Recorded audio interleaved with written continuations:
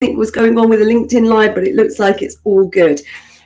Julie is joining us live from her journey, her morning journey, and she's talking to us about DAS. I'm not going to delete the first version of our live, so hopefully you held on to see if we came back. And the one thing I'm going to say to you is, Julie is someone that has a lot of experience, and you were talking about your experience with More Global, but you're also really big into motorsports as well, Julie, and you didn't touch any of that. I am, yeah, a bit of motorsports.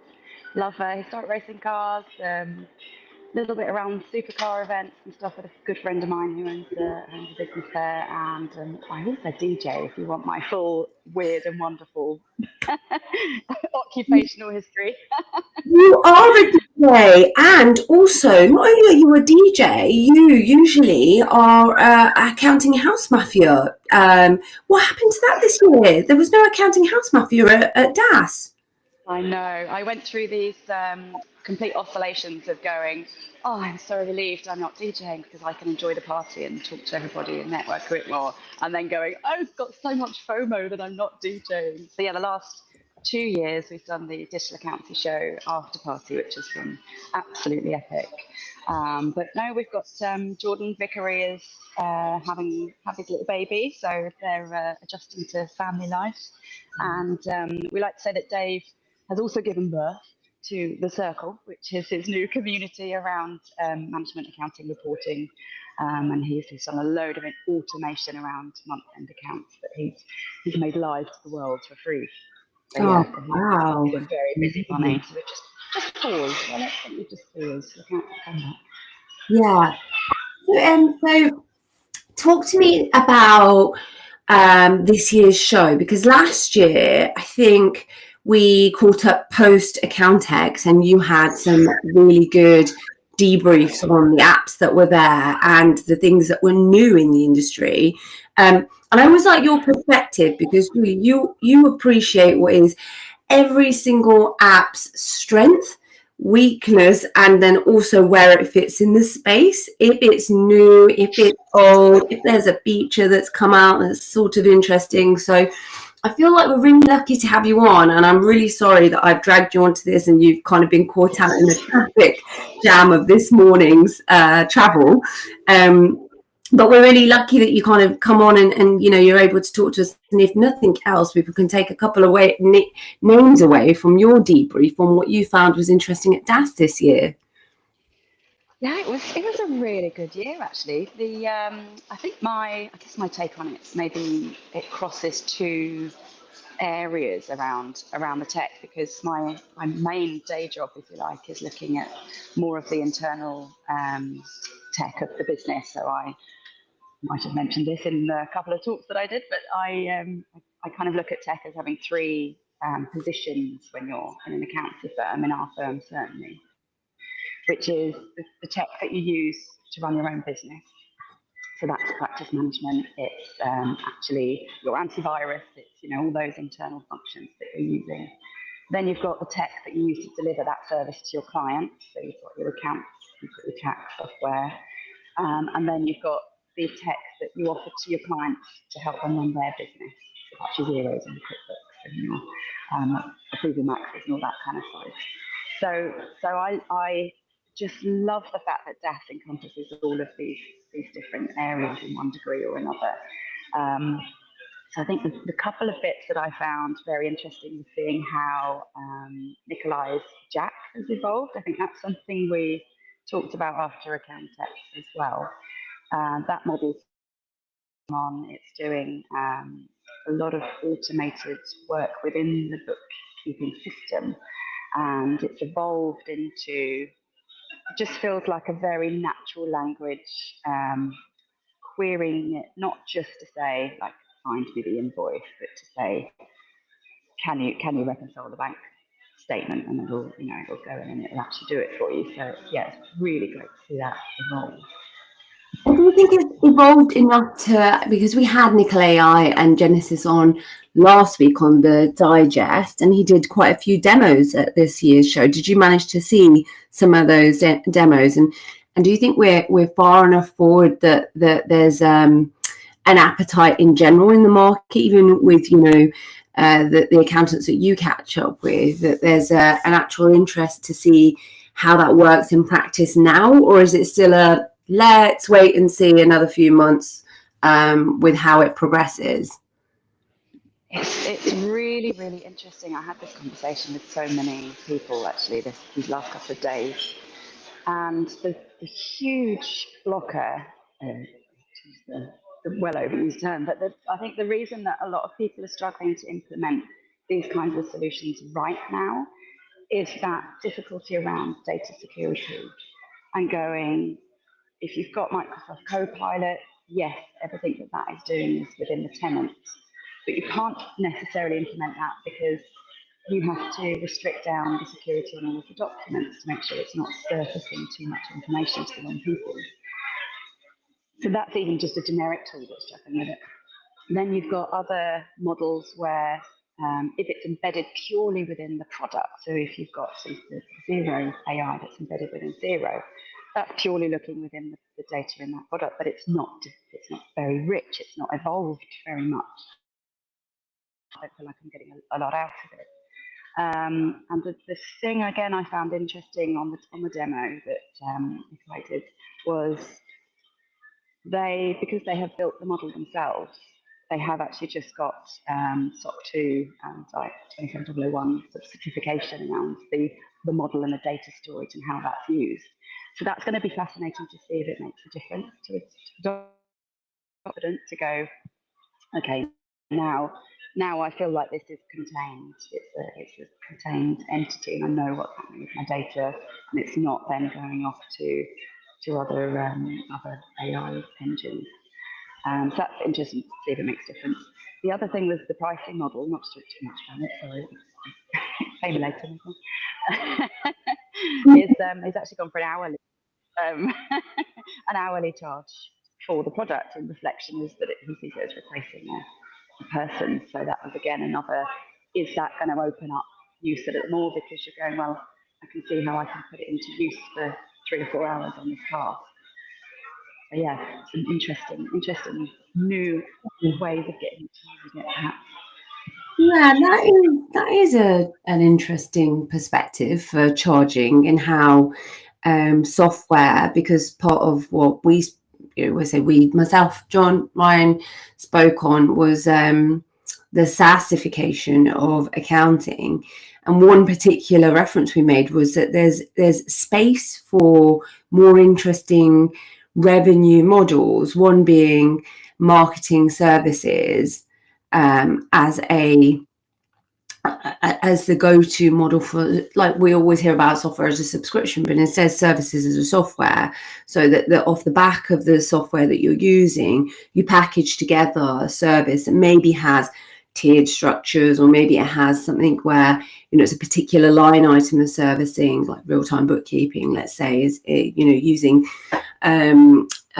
Genesis or using Briefcase or any of the others as an example, the software, the underlying software, but then how you market out to clients, not being so time-based anymore, but more being the actual service and having the ongoing monthly recurring revenue with it. Yeah, it's one of the reasons I found it quite interesting, because I think there is a different model as well, but does he see it as a gateway of going, some accountancy firms aren't there yet in that thinking. I think that definitely will be the future of the model of not going for hourly rates, actually going value-based. Yeah. But some firms aren't there, so maybe this is a little pathway of going, that we see what you're doing at the moment, let's meet where you are and allow you to continue that model until you're ready to move a model. Yeah, interesting. And then there were some other apps this year that I wanted to get your perspectives on. Those are, the good old ones that I saw around. There's Thomson Reuters were there, the KPM was there, there was Nemo, who had grown in popularity, a lot of popularity this year because they had the coffee on their stand. So I don't know if you managed to go over and get yourself a free coffee. So I didn't, but the team did. They were delighted. Yeah.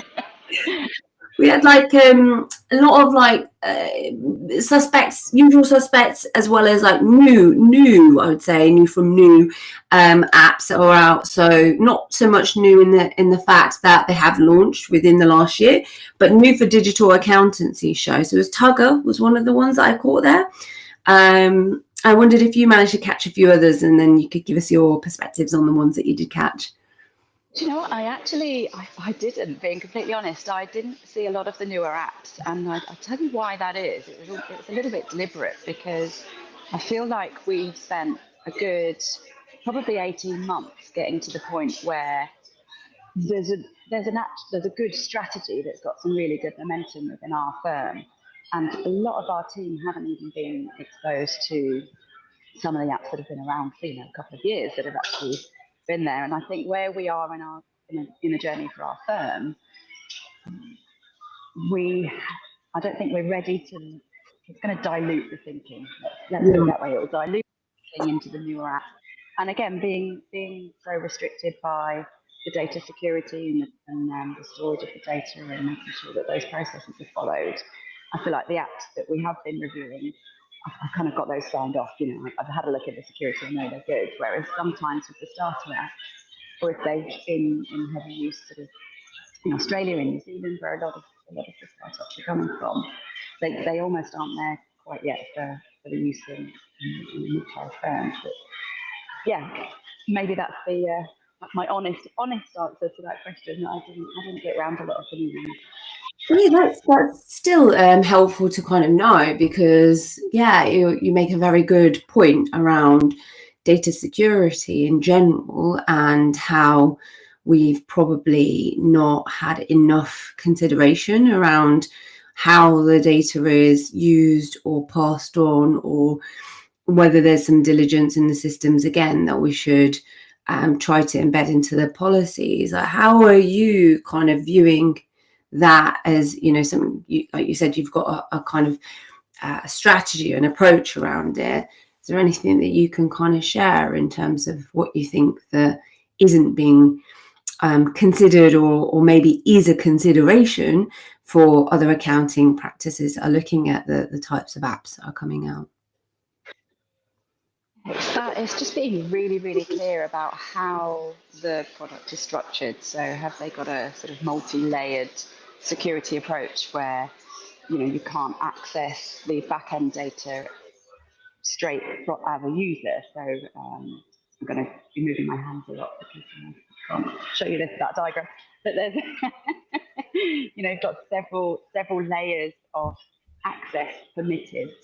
A user to sign in, so sort of verification layer, and then you've got sort of the front end of the product here, and then you've got another data exchange layer here, and then where the data is actually housed. So actually, you can only be permitted to access one layer from its nearest neighbours. So if you actually breach the front end, the face of the website, the face of the app, you can't get to that underlying data in the back end without breaching another few sort of firewalls that ways in. And I think that's reasonably standard architecture. So I'd be surprised if a lot of the apps aren't doing it. But again, it's that richness around processes of if something does happen, what their reaction is going to be as a team. Are they making sure that they are checking the code? So I was talking with Simon Kershaw from Siri.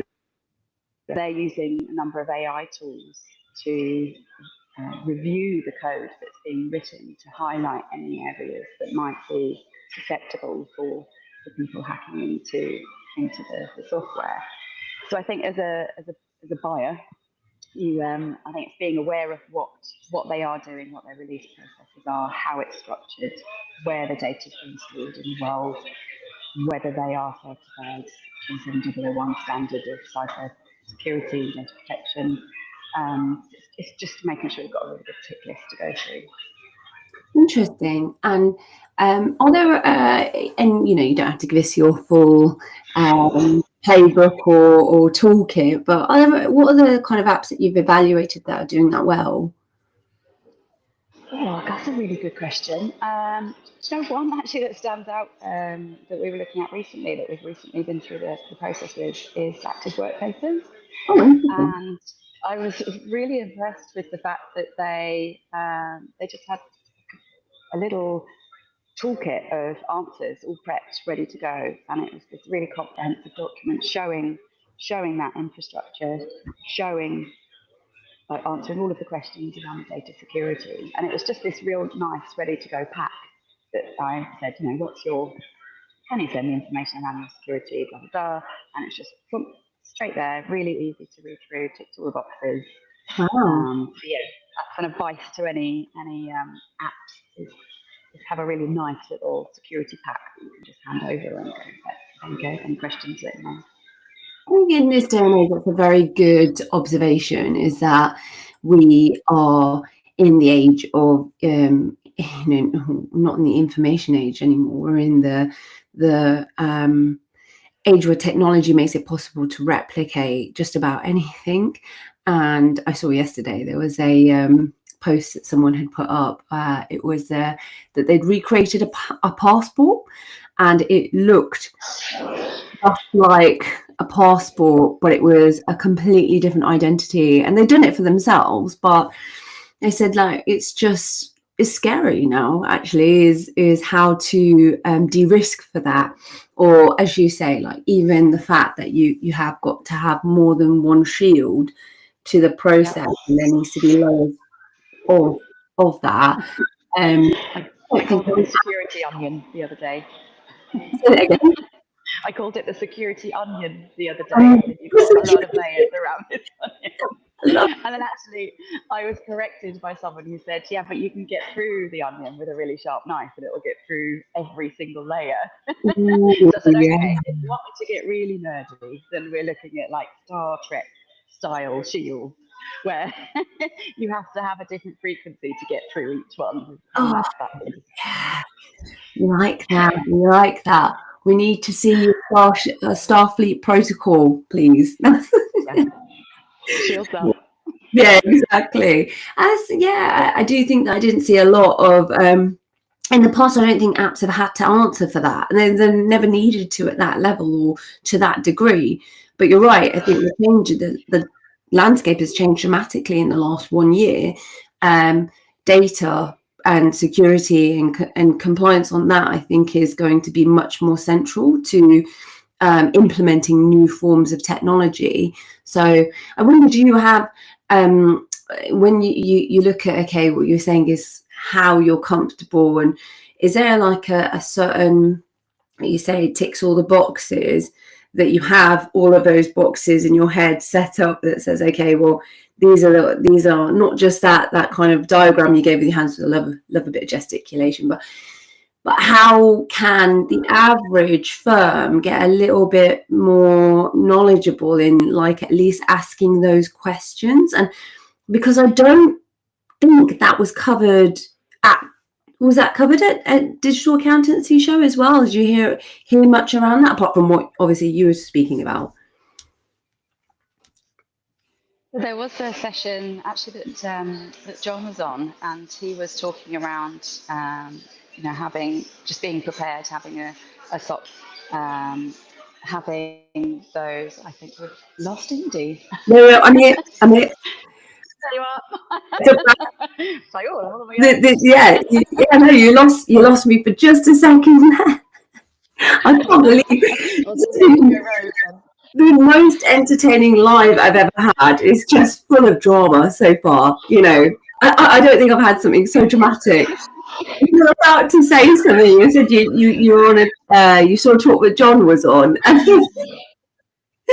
Yeah, John actually did a talk around, and that was probably a little more practical from the user perspective on how you can make sure that you've got, MFA is just base standard. You shouldn't be logging into anything without multi-factor authentication these days. It's just too easy for people to hack passwords, and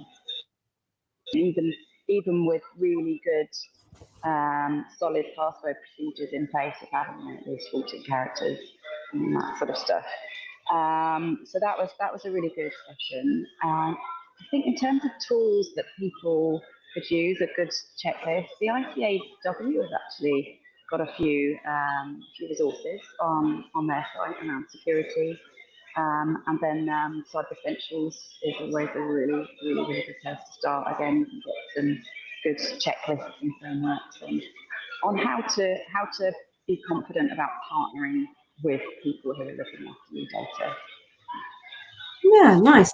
Okay, that's quite handy. And then you mentioned that was a good talk. Were there any other ones that you thought were really good talks that you'll probably circle back to just have a re-listen or at least take some took some nuggets away to then say, okay, well, that's something you can spend a bit of time looking into? Confession time again, that I only dipped into a couple of talks because we were lucky enough to get the premium subscription. Of course. So I was kind of trying to get around all the vendors to have those, those really good conversations with the talks, and I'm thinking, I definitely want to go and see that.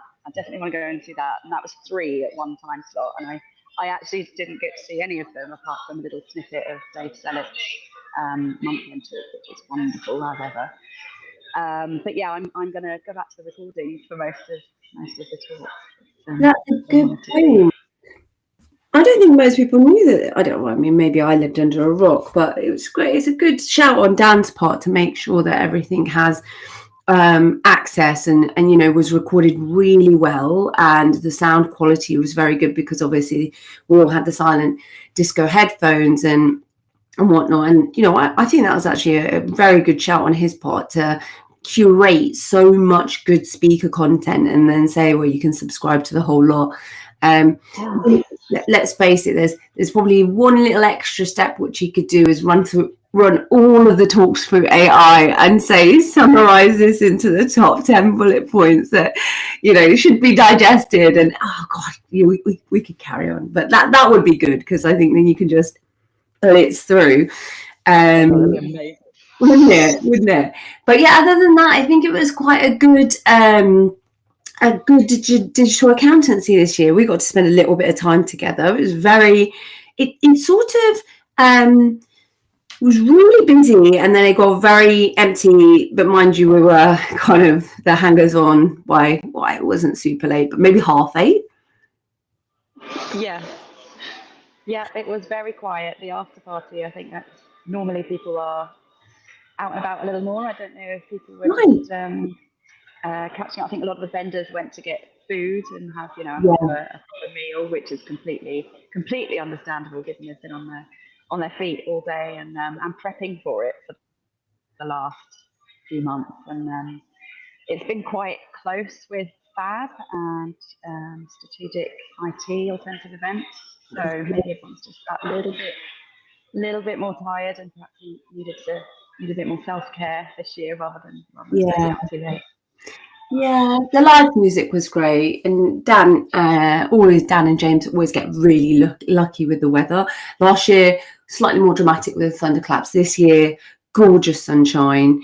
Very, very good vibe overall. I think the live music was a nice touch, and but you're right. I think maybe because there's been so many events that have been happening, we're not really through event season yet. When are we catching you at the next one, Julie, or when can people expect to catch you? What's the next few events that you're going to? So I'm heading to Accountex, which I'm actually just visiting. So again, a little bit under the radar for that one. And I don't actually know what's on after that. There's a couple of webinars and bits, but nothing else in person that I've got booked in. I think the alternative events are doing a roadshow again a little bit later in the year, so I'll hop into that. That was great. A winter break of the drought of events. Yeah, exactly. Yeah, I think I'm the same. I'll probably see you at Accountex. I think we are doing something for the Digital Disruptors, so maybe we'll catch you at that as well. But also, I wanted to, before we close out today's live, because you've been fantastic for stopping on your journey to make sure that we had at least a bit of a talk, and hopefully we haven't buggered it up too much because of our start of our the background and the ambience of everything, and then also jumping out on top of that. So but there was one thing that you said that I just wanted to publicly just be like, I was so happy for you, which was we're celebrating a 9-year anniversary. Yes, the thing that I am on my way to is my yearly mammogram, which I have because 9 years ago, actually on the 1st of April, which I just thought was wonderful looking back on it, I was diagnosed with breast cancer. And so for the last 8 years, I've been completing my yearly checkup. So, You know what? I've got my journey. everything crossed for you, and 9 years hopefully cancer free. So I'm just, you know, I was so happy to hear it, and I think is an anniversary to celebrate because, you know, that was a big moment in your you know, life, and what you must have gone through and what you must have thought. So I was very happy for you when you said it the other day at DAS, and I thought we should just celebrate that. That's exactly the thing that needs to be celebrated. So congrats and well done. Thank you. Thank you very much. And I love that. No, it's fine. And no, I've got my everything, fingers crossed that it's all, you know, the same. So, but thank you for joining us on today's live. And yeah, thanks for just always sharing all your insights and thoughts. If you haven't already connected with Julie, then I don't know where you've been. But second, she's part of the digital disruptors community, and I think that I would just love to be able to get you on more and just talk to you about some of your thoughts, in particular where it comes to the implementation of apps, because you've had to do that a lot before, and really now it's become a bit of an area in terms of digital transformation, or the you know, how people are implementing, but you've kind of been doing it before it was even a thing. So I think it's really invaluable to get your insights on you know, the nuances of implementing different technology as well. So watch your space. It's Julie's first time in a while being on the digest, but hopefully we can get you back on and we'll talk more specifically about some of those apps as well. Yeah, brilliant. And hopefully somewhere it's a little bit quieter so you don't get the lovely little ambience in the background. It happens, you know, you were caught out, so we made it work. Thanks everyone for joining us, and yeah, we'll catch you on the next one. Great. Thanks all. Right, okay. That's oh